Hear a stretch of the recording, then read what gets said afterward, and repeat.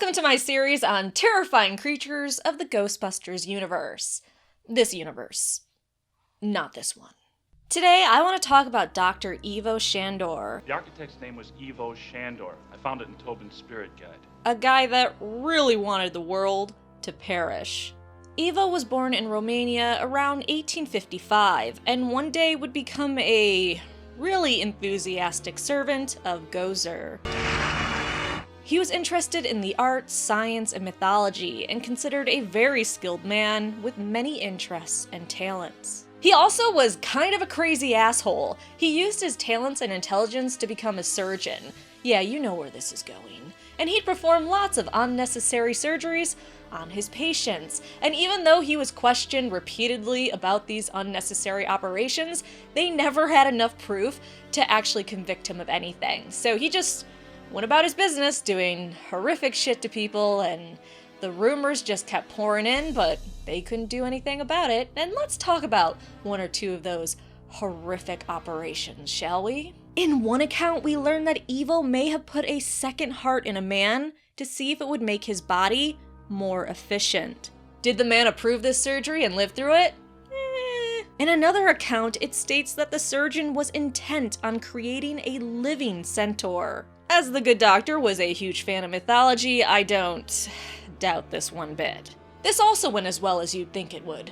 But besides those surgeries, he continued to read and fuel his love of mythology, and one day he came upon the cult of Gozer and became obsessed with their beliefs. This furthered his enthusiasm for experimentation, and he began to collect artifacts of this god and religion. Sadly, despite them not being able to prove that he was doing grotesque experiments on unwilling victims, eventually the rumors just kept piling up, and pretty soon, nobody wanted to go see a doctor that was mutilating his patients, which is just a total fucking shocker. So in order to continue doing his varied and wonderful hobbies, eventually he had to switch careers and change location.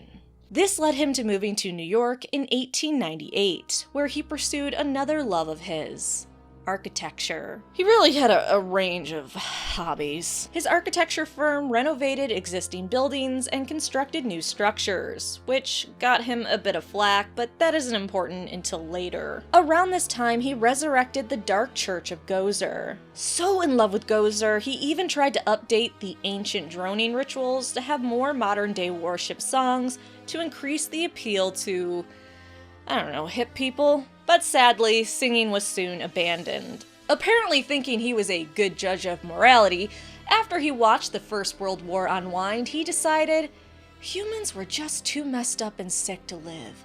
He needed to end humanity. Kettle much? To help bring about this end, he created a secret society in 1920 to worship Gozer, called the Cult of Gozer. Ivo got followers from all over the world and was able to choose his servants well, promising them power and glory after their god came to destroy the world and rebuild it. Though secretly he was binding them to him in life and death. He was just an all-around swell guy. He used his family castle on Shandor Island as an escape, another temple for the cult, and a lab. And because he always has to be an extremist, he also consecrated the island to his god, Gozer. But the fun doesn't stop there. He used his cult to continue studying the paranormal, specifically the apocalypse and ectoplasmic nature. He also made a device to align dimensions in his castle. Kind of an overachiever. Even luring a young Slore from its home dimension, which was a hell dimension, to imprison it in a ghost world pocket at the heart of his castle. This psycho used the black slime that this creature produced, a dangerous form of ectoplasma that is saturated to the max with negative energy and could severely hurt anyone that came in contact with it, to further his own goals. Not only did it make him and his followers more powerful and grant them eternal life and manifestations of the black slime creatures, but he also converted it into mood slime. Whatever this stuff is, it responds to human emotional states. Mood slime.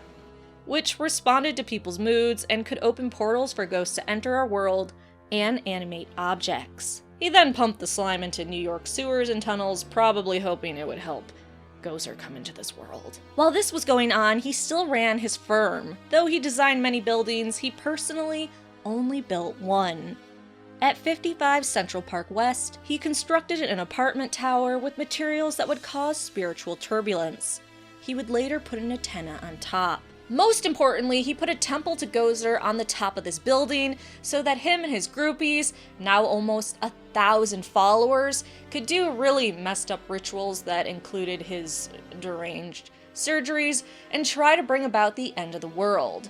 Ivo would spend the rest of his life doing these rituals and trying to bring about his god so he could end it all. He also created a mandala system, a powerful form of magic they used to empower their god, and put nodes in New York City Public Library, the Natural History Museum, the Sedgwick Hotel, and one on his island. To guard the first three, he assigned 3 of his most loyal followers: the Collector, the Chairman, and the Spider Witch, who will all get their own videos, of course. Tragically, his love of crazy surgeries eventually got the best of poor Ivo.